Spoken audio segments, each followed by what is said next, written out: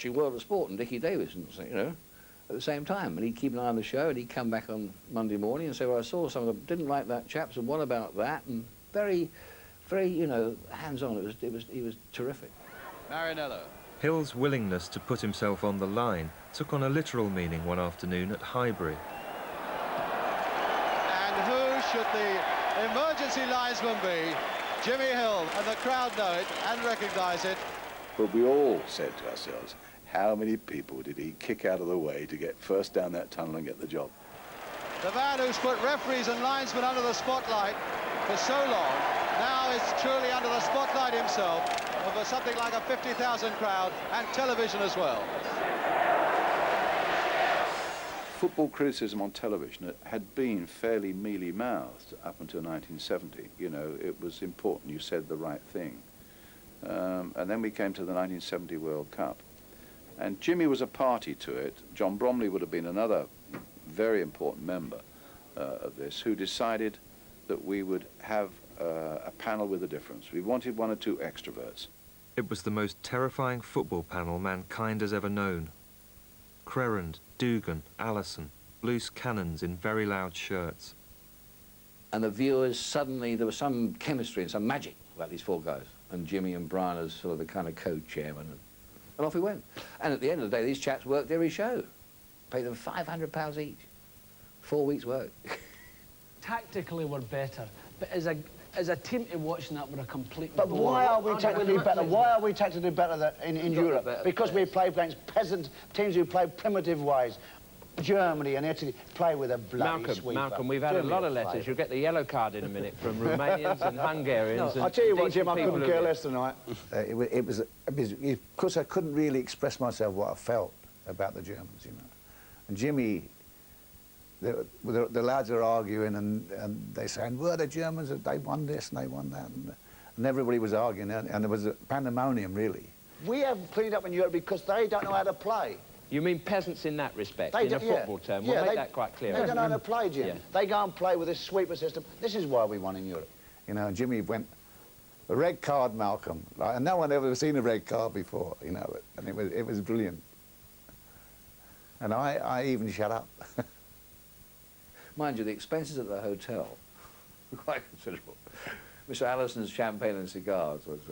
the manager came to me quivering after 3 days. He said, Mr. Bromley, have you seen the bills? Have you seen it? I said, well, don't worry, they're doing a good job. We can sort that out later. We worked very hard, and I thought that we deserved the free drinks. One of Jimmy's sort of problems, I think, to some extent, was when he was with us, that he appeared on the big match. Now, the big match only went basically to the southern part of England. So when he travelled to the Midlands, and when he travelled to the north, they said, what do you do these days, Jim? And he said, I'm on the telly. Well, they said, we never see you. He said, well, no, it's on London weekend. We don't come all over the country. Oh, really? And that irked him a bit. So when a great friend of ours, Sam Leach, who was then the boss of the BBC, said, Jim, come across. And he said, I can give you an audience nationwide. And the old boy said, this is for me. So when the cab driver in Newcastle said, I saw you on the telly, Jim, because he loves all that. You know, and why not?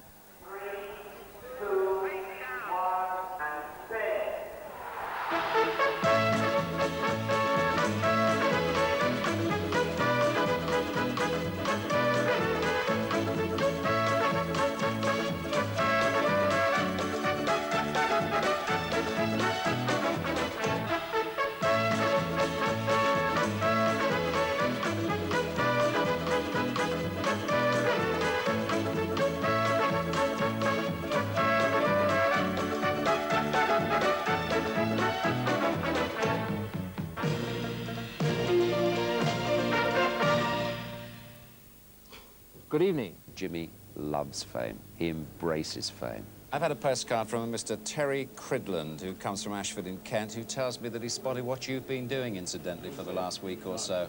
He spotted you out there. Spotted me doing what? Out there. You've been there. How did you get the... Where did you get the soup from? That's what... Listen, I'm not taking this lying down. I think that man's impersonating me. But we want to know, if you're doing the singles, why you don't do the doubles in a loop. Wife wouldn't let me. You look like a famous commentator from football, yes. I didn't know. Mr. Jimmy Hill. Have you heard? Mr. Jimmy. Hi, Jimmy. This is Jimmy Hill, Fulham's famous bearded inside right, shaving his beard off with the new Remington, the world's fastest shave. It feels very improper to touch at the moment, almost as if I'm touching a bare lady's bottom. You know, or a lady's bare bottom. Or a lady's bare bottom, Whichever yes. way you Either way you want to touch. Who said I can make England great again? I did. And I will when I've finished with Saudi Arabia, Coventry City and BBC Sport. In 1976, when Prince Faisal needed a blueprint for the future of Saudi Arabian football, he sought out Jimmy Hill. It was a lucrative advisory role, but he was to lose the money later, investing in the North American Soccer League.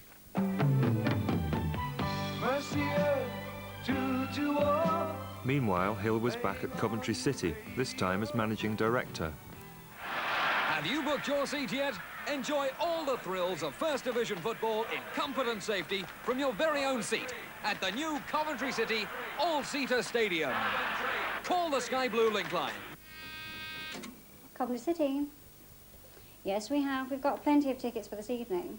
Give me 40, please, yeah. Hello, He was still innovating, offering half-price tickets to the jobless and nagging the league to adopt the 3 points for a win system. There were less clever ideas too.